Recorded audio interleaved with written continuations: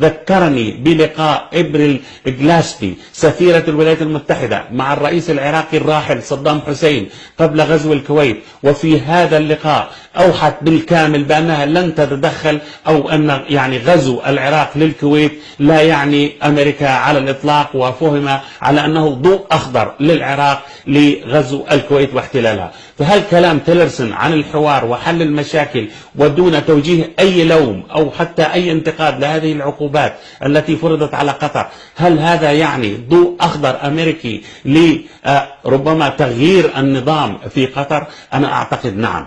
لا يمكن أن تقدم الدول الأربع على هذه الخطوات إلا بموافقة أمريكية. السؤال هو أين حصلت هذه الموافقة؟ هل حصلت أثناء وجود الرئيس الأمريكي دونالد ترامب في الرياض وحضوره للقمم الثلاث؟ هل حصلت هذا الضوء الأخضر بعد أن حصل ترامب على ثمن ذلك 460 مليار دولار على شكل استثمارات سعودية وصفقة أسلحة بأكثر من 380 مليار دولار؟ لا نعرف بالضبط ما الذي يجري. هل صدر هذا الضوء الأخضر عندما زار المحمدين الأمير محمد بن سلمان ولي العهد السعودي واشنطن قبل زيارة ترامب إلى الرياض، وأيضا الزيارة التي قام بها الشيخ محمد بن زايد ولي عهد أبو ظبي ونائب القوات المسلحة إلى الولايات المتحدة؟ لا نعرف بالضبط.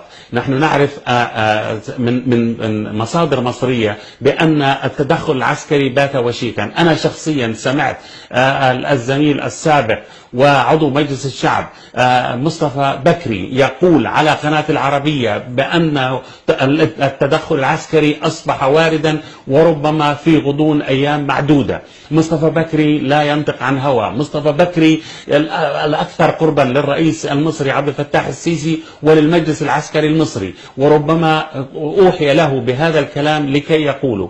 هناك سيناريوهان يتم الحديث عنهما حاليا. السيناريو الأول يقول بحدوث انقلاب داخلي في قطر، والسيناريو الثاني يقول إذا لم يوجد انقلاب داخلي في قطر من قبل الجيش أو هيئة الأمن أو السلطات الأمنية أو أحد أجنحة الأسرة الحاكمة في قطر، يعني إذا لم يحدث هذا الانقلاب الداخلي يكون هناك تدخل عسكري أو غزو عسكري بري بغطاء جوي إماراتي سعودي مصري. أنا أعتقد أن الانقلاب الداخلي صعب جدا، لأن الجيش يرى ترتيبه وتنظيمه من قبل الأمير الوالد أو الأمير السابق حمد بن خليفة، وأصبح مواليا بالكامل أو في معظمه للجناح الحاكم حاليا في قطر. وأيضا وزير الدفاع هو الأمير، وأيضا القائد الأعلى للقوات المسلحة هو أيضا الأمير، ووزير الدولة لشؤون الدفاع السيد خالد العطية وزير الخارجية السابق من أخوال الأمير السابق، ويكن بالولاء له ولنجله الأمير تميم. الاحتمال التدخل الخارجي ربما هو الأكثر ترجيحا، وهذا حصل هذا التدخل الخارجي عام 1996 عندما يعني أطاح الأمير السابق بوالده خليفة بن حمد آل ثاني عندما كان يزور القاهرة. فهذا التدخل العسكري لم يحبطه إلا القاعدة العسكرية قاعدة العديد ومن قبل فيتو أمريكي، لكن من الواضح جدا أن أمريكا لا تضع أي فيتو على أي تدخل عسكري. لم يقل وزير خارجية تيلرسون بأننا نعارض أي تدخل عسكري في هذه الأزمة بين قطر وشقيقاتها. هذا يعني بأن قاعدة العديد التي طالب الكثير من المسؤولين منهم يعني إدوارد جيتس الوزير الدفاع الأمريكي السابق الذي طالب بنقل قاعدة العديد، وأن واشنطن تفكر بنقلها إما إلى السعودية أو إلى دولة الإمارات. في تقديري الموقف خطير جدا ويتطور نحو الأسوأ. قطر الآن تجد نفسها بدون أصدقاء، حتى تركيا أيضا طالبت من الأمم المتحدة بالحوار وحل المشاكل بالتفاهمات. إيران أيضا قالت بأن أي تصعيد الأزمة لا يخدم الاستقرار في الشرق الأوسط.